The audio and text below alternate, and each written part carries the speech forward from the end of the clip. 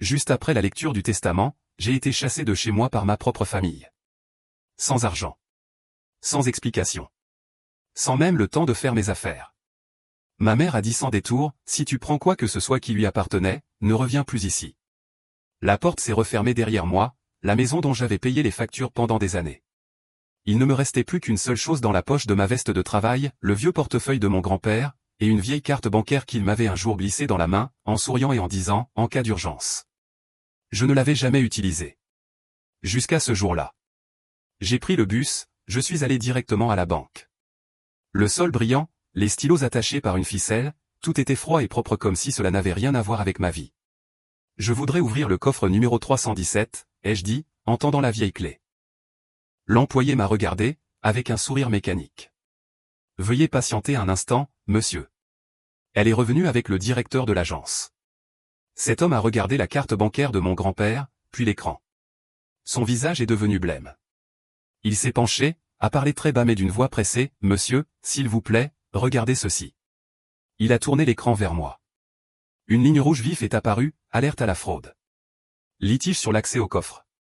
En dessous se trouvait une liste de dates et d'heures. Les fois où quelqu'un avait essayé d'ouvrir le coffre avant moi. Avec une clé dupliquée. Avec une fausse lettre. Le directeur a dégluti difficilement, une seule personne est enregistrée comme propriétaire de ce coffre. William Cole. C'est vous. Mais 2 autres personnes ont tenté d'y accéder. Nous l'avons donc bloqué. Ces 2 jours coïncidaient parfaitement avec le moment où j'étais à l'hôpital avec lui. Et avec les murmures que j'avais entendus dans le salon. Le directeur a sorti une enveloppe blanche, votre grand-père a laissé cette lettre. Il a précisé qu'elle ne devait être ouverte qu'en votre présence ici. J'ai ouvert l'enveloppe. L'écriture de mon grand-père, carrée et familière, Will, si tu lis cette lettre, cela signifie que je suis parti. J'ai vu comment cette maison te brisait le dos. Je te laisse ce dont tu as le plus besoin, de l'espace pour respirer. En dessous se trouvait un chiffre que j'ai dû relire 3 fois, 142 600 $. Pas assez pour être riche. Mais assez pour s'en sortir. Et un carnet. Notant chaque fois que ma mère utilisait sa carte, chaque somme d'argent que Pete avait prise sans jamais la rembourser, chaque fois que la famille disait que c'était temporaire.